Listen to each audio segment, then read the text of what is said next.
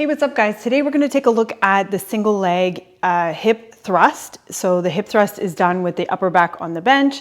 The glute bridges are typically done with the upper back on the floor. Sometimes the name of the exercise kind of gets confused. So some people might call this a glute bridge and other people might call the hip thrust the one laying on the floor. So generally, you know, with the bench or without the bench, hip thrust, glute bridge. Anyway, and so before we get into this exercise, you should be able to do a typical glute bridge or hip thrust with your upper back on the bench. It's your shoulder blades that are on the bench, dropping the hips down, driving up your hips up towards the ceiling. And then typically we look down our body as we do this exercise.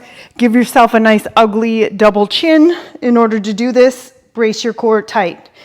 So now once you have developed enough strength and you're able to do some single leg glute bridges like this, we're going to drop our hips down and up and hold and then back down and up. Whether or not your knee is bent like this or if it's more straight, that really is a personal preference. Obviously, it's going to feel a little bit different if you have your knee bent or straight. So for this one, we're going to be doing triple pulses at the bottom of the exercise or even double pulses at the bottom of the exercise. And I would start with body weight just to test it out first. And then you can move into loaded variations or with elastics, a bunch of different loading variations that you can try. So for this one, I'm going to show you on this side because you're on this side. We're going to drop it down, 1, 2, and then back up, or 1, 2, 3, and back up and hold.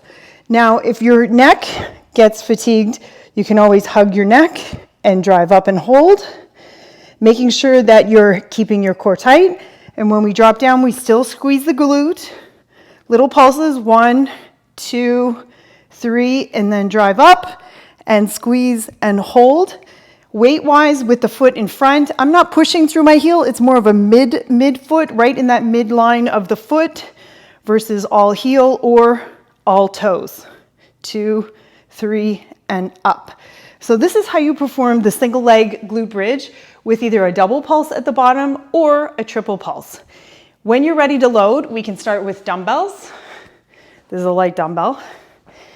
Then we can go ahead and hit that position. Hips are square, knee up, drop it down. 1, 2, 3, up, hold. 1, 2, 3, up and hold, looking down the body, core tight, double chin to protect the neck. Upper back is supported by the bench, all of the shoulder blades. Down, 1, 2, 3, up. And then we do that for typically 10 to 12 reps. If you get to 12 and you don't feel that it's enough tension or burning, you can go up to the next weight. This is an 8-pound weight.